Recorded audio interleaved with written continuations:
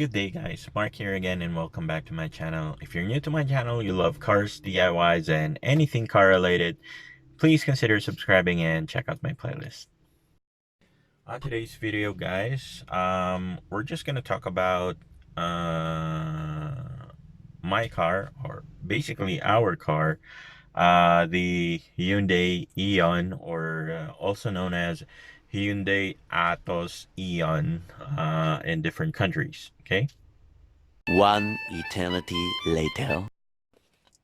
Okay, so let's talk about the basics of Hyundai Eon. So, uh, Hyundai Eon was first launched in India, I do believe in April 2011, and in the Philippines it's around March of 2012. Now, the one that came out in India, they do have a couple of variants there.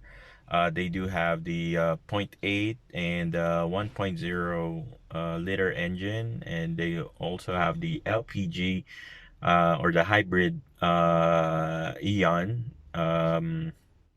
They also have the automatic transmission for the Hyundai Eon in India. So the Hyundai Eon also this is made by a South Korean company, of course, Hyundai, but it didn't come out in the South Korean market. This is actually designed and built to compete with the Southeast Asian market, to compete with Celerio and other compact vehicles in its category.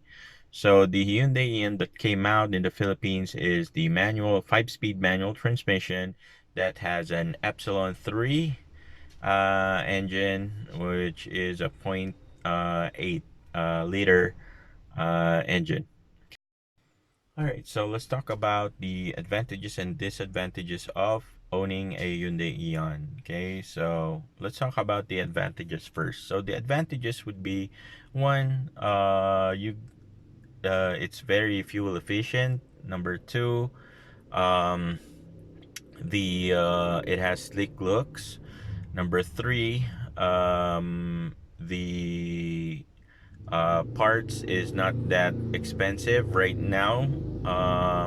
But if you owned a Hyundai Eon, let's say 20 between 2012 to 2014, back then the spare parts of Hyundai Eon, aside from it being hard to find, it's very expensive back then. So right now, there are a lot of options where you can buy the parts, and it doesn't cost that much. So the next one would be the maintenance. The maintenance of Hyundai Eon is very minimal compared to other vehicles. Number one, the oil that you use is only 2.5 liters compared to other vehicles that uses 4 and above. Next, the transmission fluid. So you only use 2.45 to 2.5 liters. Next one would be the battery. It's much cheaper compared to other vehicles because we only use a NS40 reverse. Next one would be what else? The transmission. It's already 5-speed, and this is actually built for city driving, but because it's really reliable, you can use it on long drives as well, as long as it is properly maintained. Next advantage would be because of its size, it's easier for you to look for a parking area. What else? The performance. So the performance, it's not too fast, not too slow. It's again, this is a city car, so it's designed really for fuel efficiency, not for racing, not for anything else. That's it. So if you have anything else that you would want to add, comment down below, guys. I'll add it to the description section. A few moments later. All right, so let's talk about the disadvantages of owning a Hyundai Eon. One would be low resale value. I don't know what the problem is, but when you check the price right now of Hyundai Eon, it's really, really low. So I actually plan to sell my car, but because of the price at the market right now, I opted not to.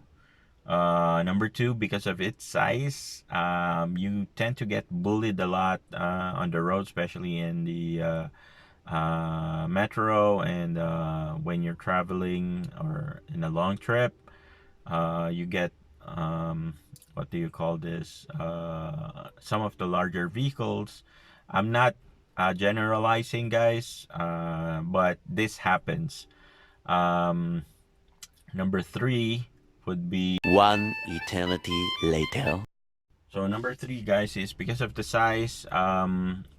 You can't really load that much compared to larger type of vehicle. So this is actually ideal for if you're like me, having a I have a small family, and also I use this for my business, online business.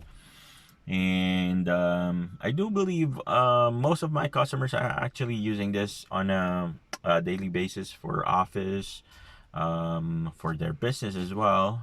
Um, so that's the disadvantage. The cabin area is too small. So sometimes if you're as large as me and your passenger is, large as well, you tend to have like very, very tight filling in front as well at the back of the vehicle. The leg room at the back is not that big, so this is not ideal for what do you call this? Big people. Okay. So those are the things that I see as disadvantages. But what do you call this?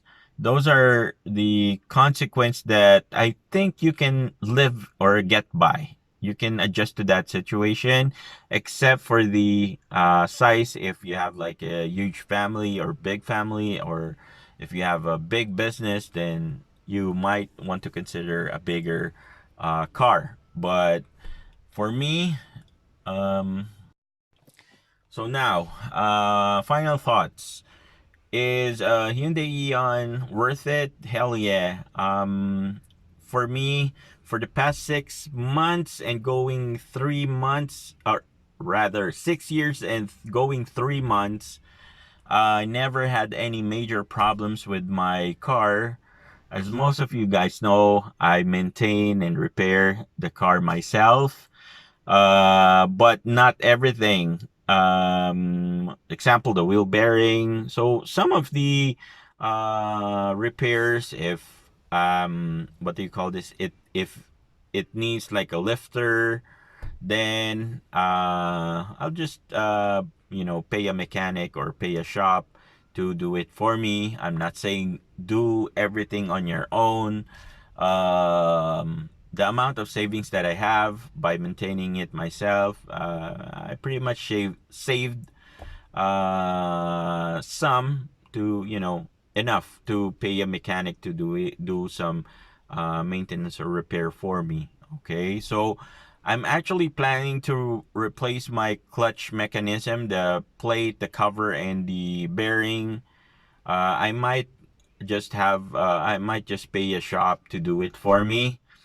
um so I don't have the equipment and the manpower to do it, and also it's time consuming. I don't think that would be practical for me. So I might just have somebody else do it for me. um so I don't know if you guys agree with the advantages and disadvantages, but you can comment down below if you have like additional or questions. So I didn't have any problems with my car. I would love to hear from you guys. What's the year model of your Hyundai Eon? What are the problems, or if any? If not, good for you. Just like to read or hear something from you guys. Just comment down below. Okay, so that's it for me. Um, Thank you so much for joining me on this quick video. Again, this is Mark. Oh, by the way, guys, I'm planning to change the thermostat housing and the thermostat valve anytime soon. I hope I get the time to do it, because me and my wife are planning to go on a very long trip this month. So we're still planning if it go down south to Bicol or head up north to Baguio or somewhere else. So we're still thinking about it. If you guys have any suggestions, comment down below, guys. Thank you so much for joining me, guys, and I hope to see you guys on our next video.